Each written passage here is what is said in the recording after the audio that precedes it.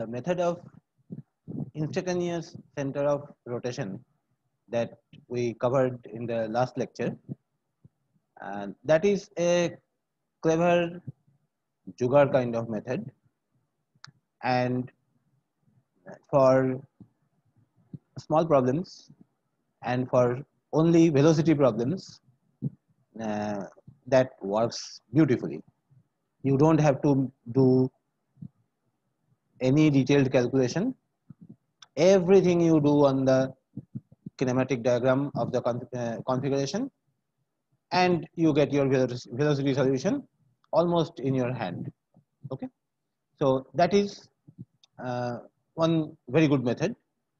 But one thing is that its scope is limited, and of course it is only for velocities. For accelerations, there is no such simple quick fix.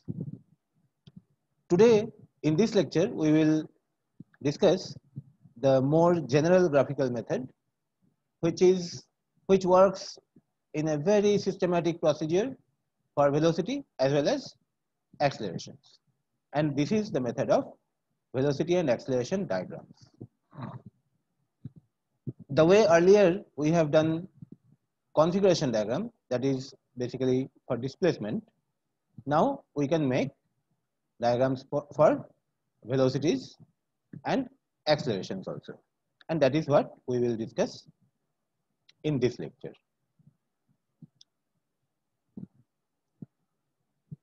So, velocity and acceleration diagrams. To begin with,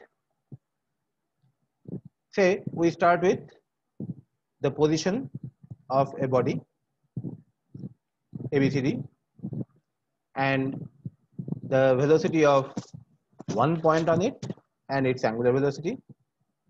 Okay, so velocity of say A we know, and well, angular velocity I should not have used the subscript because angular velocity is of the body. Okay, so VA omega AA, that is acceleration of the same point, and alpha. Again here the subscript A is superfluous, that is meaningless. Okay, so it is velocity of point A VA and omega of the body, then acceleration of point A and alpha of the body, not alpha A. Okay, so that much we have. Now this is a body position with velocity and acceleration shown here, and omega and alpha being there known. Now say with some scale and proper direction, we draw the velocity of point A. Okay, so this is the direction. So from a fixed point O, so O is the zero velocity point. So any point which is fixed, that point will be represented in the velocity diagram at that O. So whatever number of fixed points are there, all of them will be deposited at this point. Okay, so from that point, zero velocity point, to A, you draw a vector which is in the correct direction of this velocity, and so far as magnitude is concerned, you have to use some scale. Okay, because the velocity is in meter per second or centimeter per second, and here in the diagram you will make it in millimeters, centimeters. So in any case you have to use a scale. So typically your scale will represent 1 millimeter is equivalent to this many centimeter per second. Fine. Then once you have represented this much and you know omega, angular velocity of the body, so you can get the velocity of any other point. So you can then say that we have the position vector AB, we have the omega. So continue with AB as omega cross AB. So this is velocity of A plus omega cross AB in that same scale. You make it in the correct direction. Which is the correct direction? Correct direction is perpendicular to AB because it is relative velocity. Velocity of B relative to A. ABCD is a rigid body, so it will be in the perpendicular direction. Direction perpendicular to AB. So you make it like this. And then if you now connect O to B, that will be the absolute velocity of point B. Then similarly you continue omega cross BC, you start continue from here. For that matter, from here you could have plotted omega cross AC, that would come out to be the same thing. So since we have taken the policy omega cross BC, so we will draw this vector perpendicular to this, then this. And then if you do omega cross dA from here, you can verify that it will close. Okay. So now you see that all these magnitudes AB, BC, CD, DA, they being worked out like this, their magnitudes will be omega times length AB, omega times length BC, and so on. And the directions of each of these sides is perpendicular to these sides, and therefore all these angles also will be same. So basically here in small ABCD you have got a scaled image of this body itself, and that scale is omega. So with these magnitudes and their directions at 90-degree counterclockwise, because that is how omega cross a vector would work. Okay. So small ABCD is a scaled image of this position capital ABCD, the body, with scale omega and orientation 90-degree counterclockwise. So this is called the velocity image of this body. Okay. So this is the configuration of the body, position of the body, and this is its velocity image. Each point in the velocity image will represent the velocity of that point in the body, and that velocity has to be from this zero velocity point known as pole of the velocity diagram. So when you make a velocity diagram, you basically go on making the velocity images of all the links of the mechanism. Now come to the acceleration also.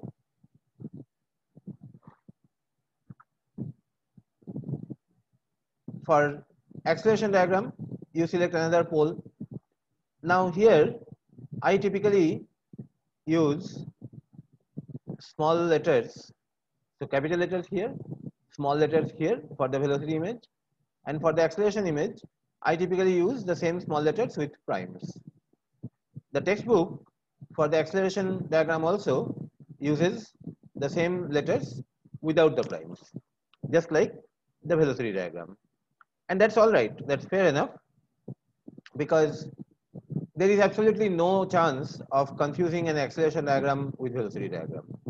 And even if there were any chance, under that somebody can write velocity diagram and acceleration diagram. So there is no confusion. So you could name this as O, A, B, and so on. Okay. So it will not confuse. But somehow I have been following this practice since time immemorial, perhaps before I started reading the textbook which you use as textbook. Okay. I mean, in my college days, I used other books as textbooks. This book I ended up reading later, coming across later, when I had already learned the subject. Okay, so now with accelerations. So for this slide, we will follow O prime, A prime, etc. For your assignments, you can do whatever.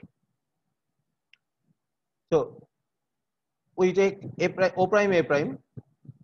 as the given acceleration of point A, and that point onwards we compose every other acceleration of every other relevant point B, C, D, and many others perhaps by relative acceleration. So relative to A, the acceleration of point B, another point on the same rigid body, will have two components, the relative acceleration that we are talking about. So one will be tangential component and the other will be normal component. So the normal component, now when we say normal and tangential, what do we really mean? We mean normal to the trajectory of point B. Now here we are talking about, now that you can talk about in terms of absolute acceleration also, not only relative acceleration. Okay. So for example, point A has a velocity in this direction, right? In this direction. So whatever is the acceleration of A, if you resolve it along the velocity and perpendicular to the velocity, then the velocity, the acceleration that you get perpendicular to the velocity, that is the normal component, and what you get along the velocity, that is the tangential component. Okay. Here tangential means tangential to the curve, which is the trajectory of that point. Okay.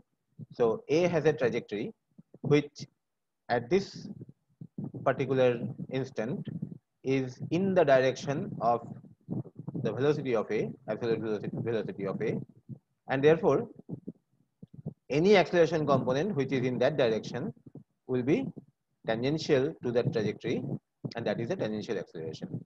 So here if you resolve this acceleration in the direction normal to the trajectory and tangential to the trajectory, then the normal component will be called normal acceleration, tangential component will be called the tangential acceleration. And similar things you can talk about for relative accelerations also, and that is what is being utilized here. But the idea of normal acceleration and tangential acceleration is not limited to relative only. It can be considered for absolute as well as relative. Now here we are talking about the acceleration of B relative to A. So relative to A, the trajectory of B will be a circular arc because it is rigid. This length cannot change. Okay. So the tangential component will be in this direction because the circular arc will go perpendicular to this. Okay. So the normal component is from B towards A, omega square times this distance, this length. Okay. So that is omega square AB, but since it is from B towards A, that is why this minus sign. And the tangential component will actually reflect the angular acceleration. Okay. So alpha times AB, in which direction? In the tangential direction, that is in the direction perpendicular to this 90-degree counterclockwise. Okay, that is this unit vector. Okay, now you see this is in the direction of AB with magnitude, actually in the direction of minus AB with magnitude omega square AB, and this is in the perpendicular direction with alpha AB. If you compose them together in a single vector, then that fellow's magnitude will be this fellow's magnitude square plus this fellow's magnitude square. So AB is common, and from here omega square will be squared, and here from here alpha will be squared and then added. So you get this. So this will be the magnitude of this relative acceleration, and direction will be 180 degree minus this. It would be straightforward 180 degree because of this. Okay. 180 degree to AB. But then this little component tries to restore it a little, because this direction is counterclockwise with 90 degree. Okay, so the perpendicular component will be this much. So this much divided by omega square AB, when you take, you get angle tan inverse alpha by omega square, and that much will be back. Okay, so this at this angle, so it will be, I mean, if alpha is small, then it will be almost negative of AB, otherwise it will be slightly less, whatever is alpha. If alpha is large, then it may be very, very less. But this angle 180 degree minus whatever will never be less than 90 degree. So it will be always an obtuse angle. Okay, so fine. So like that, you have made A prime B prime, which is, you see, this part is from B to A, and then tangential acceleration in this direction, alpha cross AB. So that much in this direction. Okay, so it is not a completely negative, a little coming back. Okay, so this angle is actually tan inverse alpha plus alpha by omega square, because this magnitude is alpha AB, this magnitude is omega square AB. Okay, so similarly, from B relative acceleration of C, you get from C towards B omega square BC, and then at right angle like this, you get alpha BC, and so on. Okay? So similar to the velocity situation, a little more messy. What you have got now? You have got A prime B prime as this factor times AB. B prime C prime is that same factor times BC, and so on. And all the directions of A prime B prime C prime, etc., being at the same angle from AB, BC, CD, etc., you get this quadrilateral A prime B prime C prime D prime also as a scaled image of this. Here the scale is this square root of omega to the power 4 plus alpha square, and the angle is this angle. Okay, so you get the acceleration image of the body of ABCD at scale this and orientation this, counterclockwise. Okay, fine.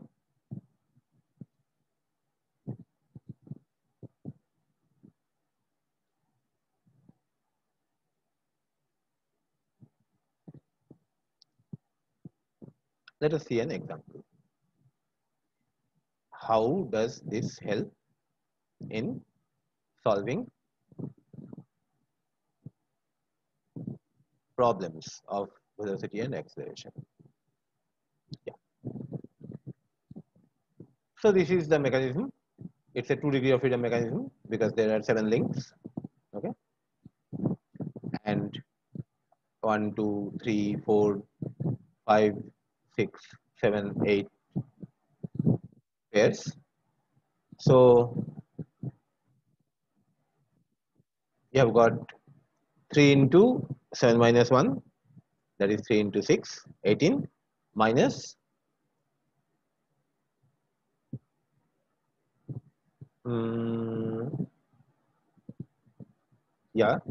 minus twice 8, that is 16. So 18 minus 16, 2. So there are 2 degrees of freedom. So 2 inputs have to be given. So these are the 2 inputs, omega 2 alpha 2 and omega 7 alpha 7. So these are the 2 inputs. Now we are going to construct the velocity diagram and acceleration diagram of this. So steps: select a velocity pole suitably, and one issue here is that the position diagram, that is configuration diagram that you have drawn, the velocity diagram that you draw, and the acceleration diagram that you draw, all should be on the same sheet. Otherwise you will be in trouble, because this direction, parallel, perpendicular, this much angle, the direction of one diagram will refer to the direction of another diagram.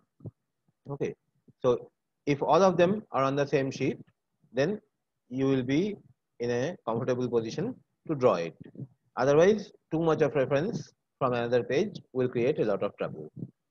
Okay, so from where to start?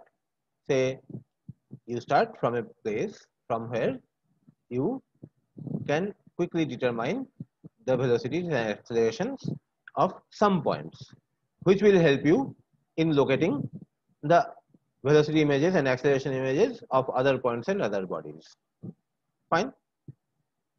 So this point you can immediately determine. Its velocity is actually known because it is omega 2 times O2 C. That is the velocity of point C. Okay. So get that omega 2 times O2 C, and with that you draw OC. I have tried to make this OC as perpendicular as I could to this direction. Okay, you can see that. So OC. So this point is the velocity image of this point. Fine. Then from C you try to get this D.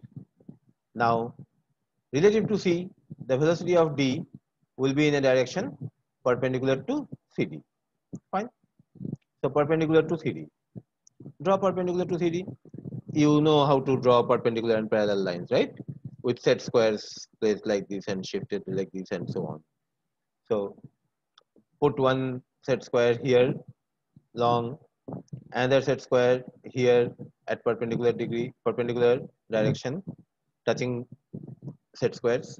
So there you capture this point C and then draw the line. Okay. So nice perpendicular line you will get. Okay. So you start drawing in CD direction and you don't know its magnitude.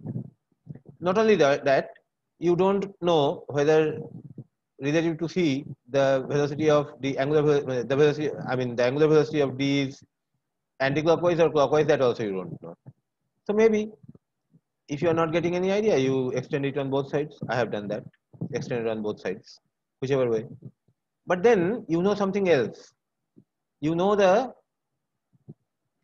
direction of absolute velocity of D, because at D you have a slider which has to slide in this direction. Okay, and this velocity is absolute velocity. That means reckoned from the velocity pole. So from the velocity pole in that direction, in the direction of the slot, okay. So you see from C you draw CD perpendicular to this link capital CD, and since this is absolute velocity of D, so from O you draw a line parallel to the slot of D. Okay. Wherever these two intersect, that should give you the velocity of point D.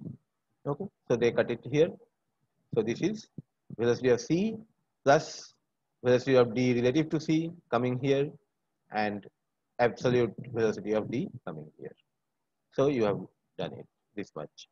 Actually, you have closed one loop, fixed point to fixed point. Okay, one loop you have closed. Now you have to utilize another loop. But then before that, look at this. This is a ternary link. Three important points.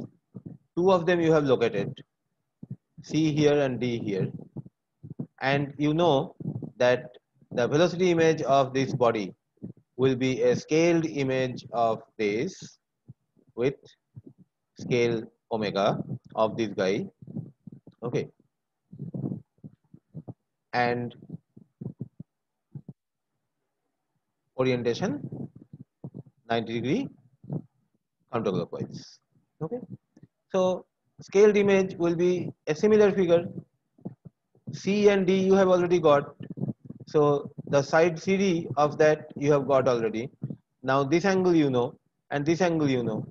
Okay, so make this angle here and make this D angle here. And why make both of them on this side and not on this side? Because you know that CDBC should be a clockwise loop. So CDBC is a clockwise loop. That is how you have to make. If it were anti-clockwise, then you would make CDBC like this. In that case, both the angles you would make on this side. Okay. So then make the two angles here, and wherever they cut, that will be the velocity image of this. Okay, this point. So this entire ternary ring, this entire triangle will get its velocity image here as a similar triangle. Okay. Now, after locating B, then you start talking about ahead. What comes ahead? So relative to B, the velocity of A should be perpendicular to BA. Perpendicular to BA. Fine. And we don't know the magnitude. So now you see the steps that we have covered. After locating D, we made the triangle CDB, and then now we are here. Okay. So from B, relative to perpendicular to this link BA, you draw a line and draw on both sides. Okay. You don't know which side the point A will be. Okay. Because you don't know its angular velocity, not even the sense, clockwise, anti-clockwise, nothing. So draw it on both sides. And then from this side up to this much you could come, and you have already come. Beyond that you cannot go. So for that you start from this side of information. You knew omega 2, omega 7. So relative to the fixed point, the velocity of this point as on link 7, that will be omega 7 cross this vector O7A. Okay. So omega 2 times O7A, that is the velocity of point A as on link 7, OA7. So OA7. Okay. And that you know, magnitude, direction, everything. And then to add to that, the sliding velocity of the slider in the slot. Because till now you have got the velocity image of A7. That is the velocity image of point A as on the link 7, as on the slot. Now the slider. So slider related to the slot can move only in this direction. So in that direction, run a line. And now that is A7 to A6. A6 is the slider, which is the point is the same as A5. Okay. So they will go together because there is a revolute pair. Okay. So A7, O6, A6, you draw in the direction of O7A. Okay. You have drawn, and A on link 5, which will be same as A on link 6, that should lie on this, we already know. Okay. So this one locus of A5 and another locus of A6 you have got, one from here and one from here. Wherever they cut, now since A5 and A6 are same, So you get the point. Now after getting the point, you connect it BA, okay, and you were asked the velocity and acceleration of point P, okay, so which is the midpoint of AB. So fine.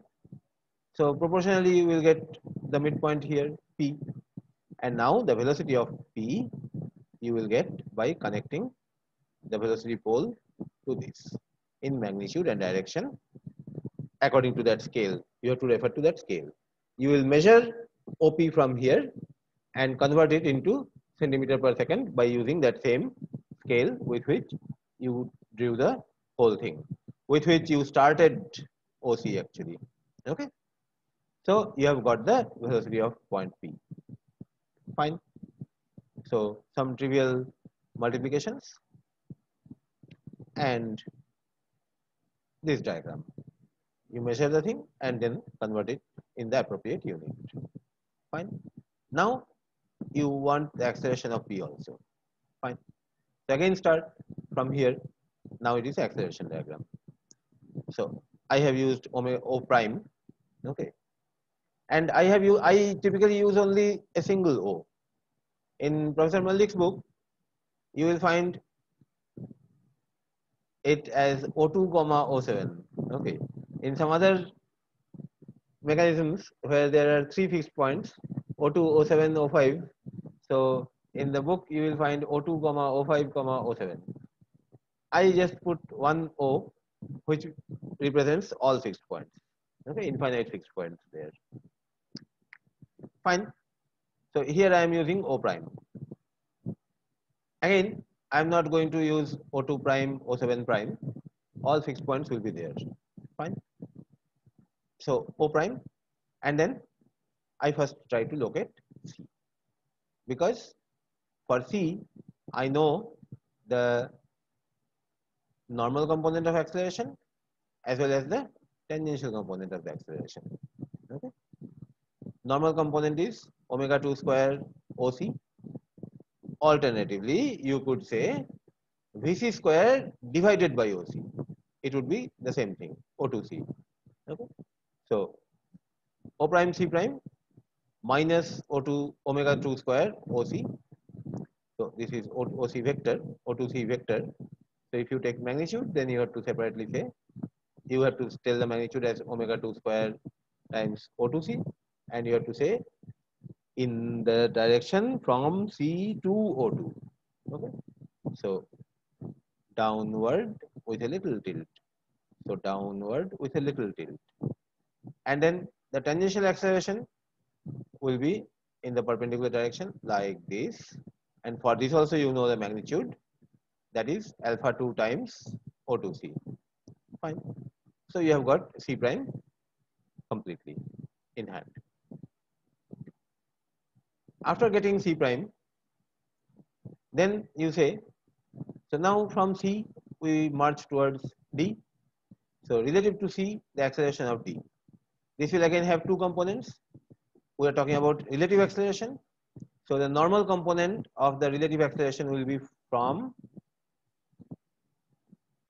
D to C, basically centripetal, from D to C, that is minus omega 3 square vector CD. Okay. So from D to C, that is why it is, because it is minus. So magnitude will be omega 3 square CD. Fine. But the problem is that you don't know omega 3. So all that you currently know is the direction, not the magnitude. And direction also without the sense. You don't know whether this angular velocity is clockwise or anti-clockwise. Oh, you know. From here you know. From here you have got. Okay. From here you have got. So this will be this minus omega 3 square CD that you have got, because from here this vector CD,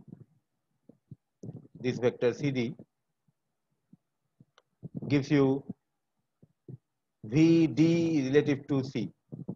So that velocity square divided by this length CD is this thing. Either you say velocity square divided by CD, or you say angular velocity square into CD, same thing. Okay. So often it helps to say the linear velocity square by CD, because the linear velocity you have directly got from here. Okay. So on the way you do not even bother to determine the angular velocity if you are not interested in the angular velocity of that body itself. Okay. So fine.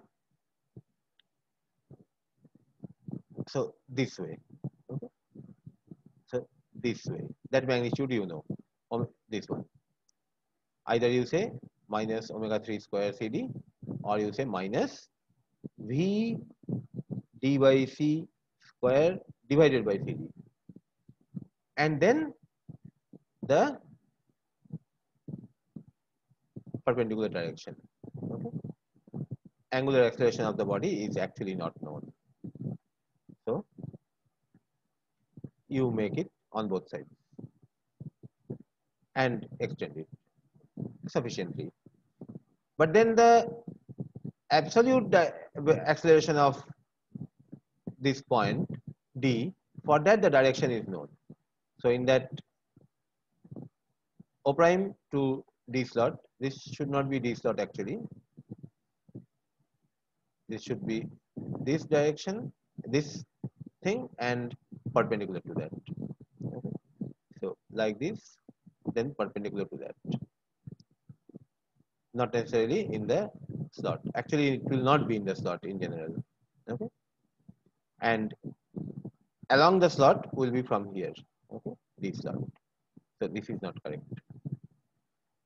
So along D slot, you will have from O prime. And these two, wherever they cut, will give you the acceleration of point D. Now you see, you have located C and you have located D. So you can construct the acceleration image of CDB as a scaled image, the similar triangle. So CD. So this angle and this angle you make here and here and get this. This is B prime. Okay. So you have got B prime, acceleration of this. And then you do the same thing relative to B. Acceleration of A will have the normal component from A towards B and the tangential component perpendicular to that. So normal component from A towards B and tangential component perpendicular to that. We don't know what. Okay. However, we know something else from the other side. So from here again you start, and first the acceleration of point A as on link 7. So A7. So the normal component will be omega 7 square O7A from A to O7, that is downward, and then perpendicular direction.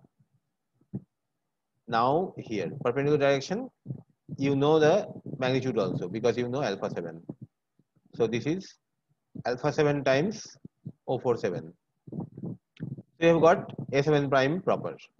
That is the acceleration image of point A as on the link 7, as on the slot. And then in the same direction, you know one acceleration component of the slider, the Coriolis component, twice omega 7 cross whatever was the sliding velocity. And the sliding velocity you have got from here. The sliding velocity was A7 to A5, okay, or A7 to A6. This is the sliding velocity. Okay. So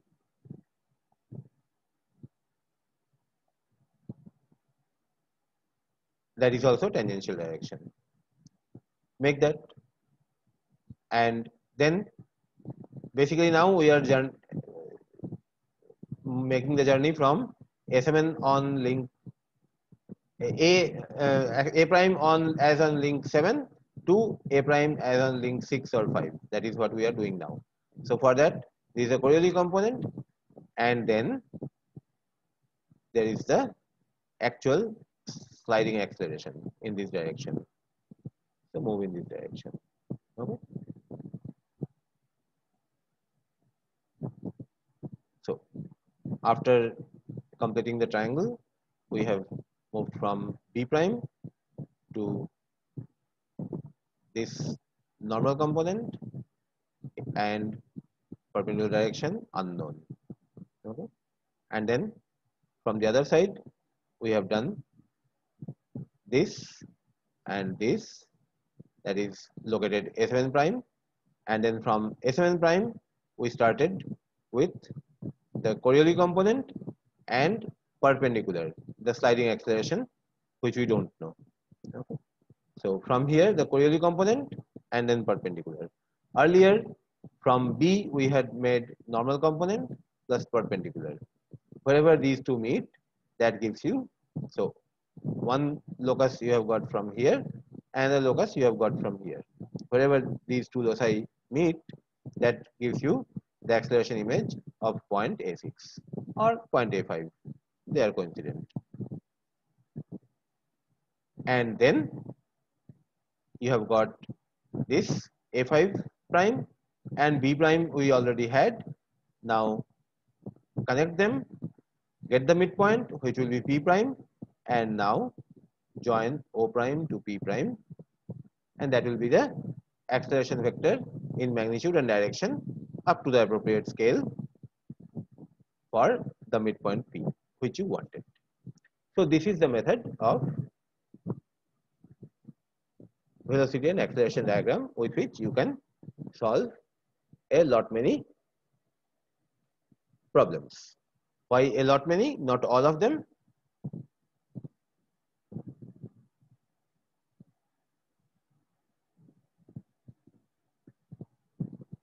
Because of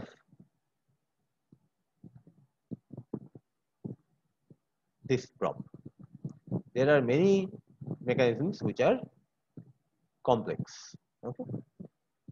Now, we earlier discussed once that for a complex mechanism with the known quantities, you cannot complete the kinematic diagram itself, position diagram itself. But suppose you have got the position diagram, from there can we make the velocity diagram or acceleration diagram? Of course, if we cannot make the velocity diagram, then there is no question of making the acceleration diagram either. Okay. So just explore this mechanism, 6-link mechanism based on the Stephenson chain. If the input were here, then we could make everything. We could do everything. Or if the input were here, then we could make everything. Now putting the input here creates a complexity. Okay? Because by the assembly of diodes, repeated assembly of diodes does not give you the position solution of this. Since this is the input, so you know this, you come here. But then next thing that you have to construct, next thing that you have to draw or determine is not a dyad, but a triad. 1, 2, 3. If you go the other way, then also 1, 2, 3. From here you cannot do anything because you don't know any position velocity acceleration of this loop. And here also unknowns are 1, 2, 3. And now you are stuck. If this were the input or this were the input, then this 4-bar loop you could solve first. Say this is the input. Then you say this is known and then this is the diode. After assembling that diode, this ternary gets completely determined, which is actually another diode. After that you come here and then a diode. So if rather than the input, if somebody had told you the output, then you could have done it. So this kind of complexity is called low degree of complexity. Okay, this is not that difficult. Of course, for position analysis, this also will create equal amount of trouble, almost equal amount of trouble. But velocity and acceleration analysis, you will be able to manage in this case without too much trouble. Okay, we'll see how. This one is this is also Stephenson chain, another inversion. Okay, so here this input locates this point, and then you have 1, 2, 3. Bad. This 1, 2, 3. This is also bad. So you cannot do anything. Okay. In this you cannot do anything because this link itself has not been positioned. If this is the input, then this is ternary, so something good.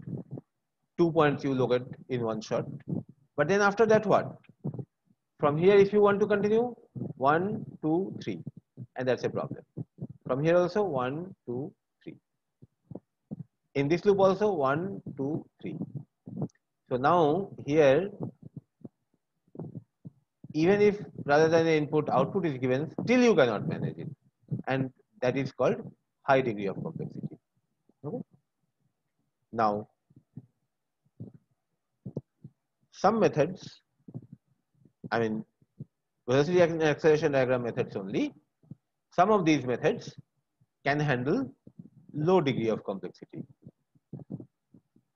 and not high degree of complexity. So you say low degree of complexity is that kind of complexity in which a change in the input link will make it simple. In this case, a change in the input link also will not make it simple. So this is high degree of complexity. So methods for complex mechanisms, the kinematic diagram methods, not kinematic diagram, the graphical methods which work on complex mechanisms. There is one called method of normal accelerations, which works with an alternative input. So we'll see how it works. Then there is another method called auxiliary. Now this method of normal accelerations will never work. I mean, you cannot even start it for a mechanism of complexity of high degree. You cannot even start with that because it will require, in this place, it will require this or this as the input, and then it will start. Here that also doesn't help. Okay. Auxiliary point method identifies a few auxiliary points on the floating link. Floating links. Floating means no point of which is fixed. So here, this is a floating link, this is a floating link, and 2, 5, 6 are pivoted links. One point is fixed. Here, 3, 4, 6 are floating links, 5 and 2 are pivoted. Okay, one point is fixed. So in auxiliary point method, some extra points in the extension of the floating links are identified, for which some information, some vital information about the velocity can be worked out easily. And one such information from one side gives its one locus, from some other information from some other side gives another locus, and wherever the two loci meet, that gives you the velocity image and acceleration image of that auxiliary point, based on which you work out the images of the points in which you were really interested. Okay, so that is the auxiliary point method.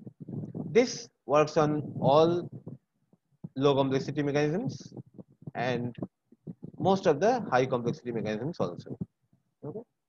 Then there is a third method called Goodman's indirect method.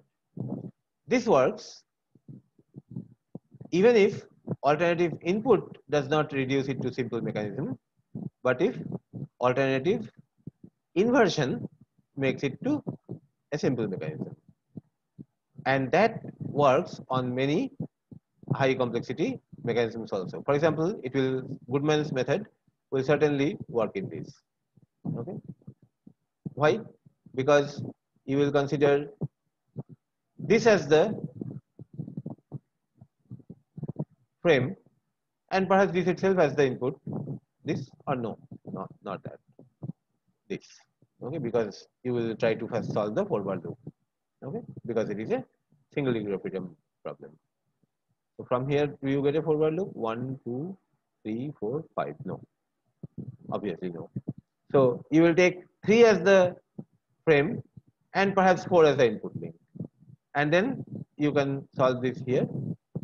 And what Goodman's method does is that it tries to collect or abstract those internal pieces of information about the velocities and accelerations which do not change with inversions. That is basically the abstracted pieces of information about relative motion only. That it finds out, works out and stores, and then it works on the point that the velocity mapping and acceleration mapping are essentially linear. Okay? That the second thing, method of normal accelerations also relies upon. That is a general thing which every method can utilize. Now there can be mechanisms in which none of these work. For example, this is an example in which none of the graphical methods will work. I mean, you can see very easily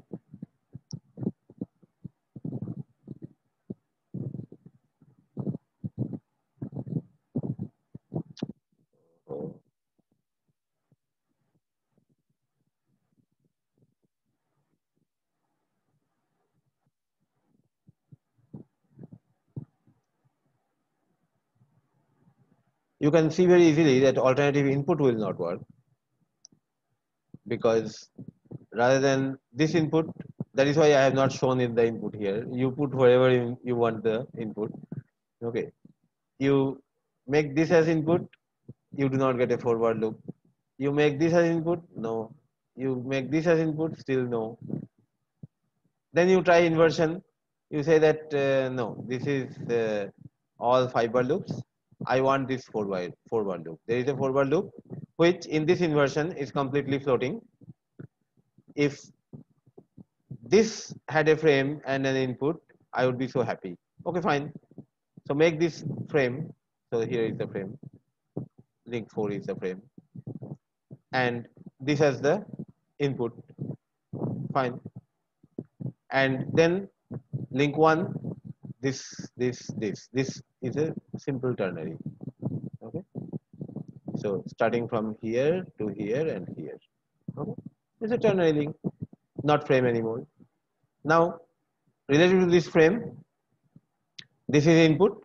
So you locate this, and then this and this, you have solved this forward loop. But then after that, what? If you go by this loop, you see link 7, link 1, little link 5. 3 links, not a triad, you cannot help it. Okay, so from here, the velocity direction of this you know, not the magnitude. So you get one locus for the velocity of this. And from here, you get another locus for the velocity of this. But I mean, their intersection will not give you anything, meaningless. Okay. If you go by this loop also, after determining this, link 2, link 1, and then link 7, doesn't help. Okay. Of course, in the first loop, you have solved 4386 loop. But even after solving that loop, you cannot help it because the remaining things, by whichever loop you go, you do not get a dyad, you get a triad. And that's a problem. So auxiliary point method, there also I tried fitting it, trying to figure out auxiliary points. No, we don't get auxiliary points. So this is perhaps a mechanism in which none of these graphical methods will work properly. Okay? So what is the alternative? Alternative is the analytical method. And to that we will go next. In the next lecture, if possible, I will try to give you some uh, tips about the method of normal accelerations. In fact, whenever I teach, I typically try to cover method of normal accelerations. And out of all the times that I have taught this course, Goodman's indirect method I have taught perhaps twice. In every semester, I do not get time enough to cover that. But this one I certainly covered. And auxiliary point method, I never covered because I came across auxiliary point method during my PG days. Okay, in my PG course, I studied that, and I remember how I and all my friends suffered in auxiliary point method. We found normal accelerations, method of normal accelerations quite happy. Goodman's indirect method actually has a very strong appeal to me because it has a very interesting theoretical basis. But auxiliary point method was a big suffering for me during my PG days. And since I felt it was a suffering in my PG days, I don't um, believe in torturing the soft brains of innocent UG students with that method. So this I have never covered in my course. Goodman's method I have covered some semesters, but in this online semester I will not bother to go into that. That's quite a lot of work. For this one, I will try to give you a flavor if in the next lecture I get some time in hand. First, we will cover the analytical methods, and after that, if some time is left, then we will cover. I will try to walk you through the normal accelerations method, perhaps through an example. Okay, so we stop at this point in this lecture. So this is the consolidated main lecture on velocity and acceleration diagram method. This will come as something extra if it comes. Okay.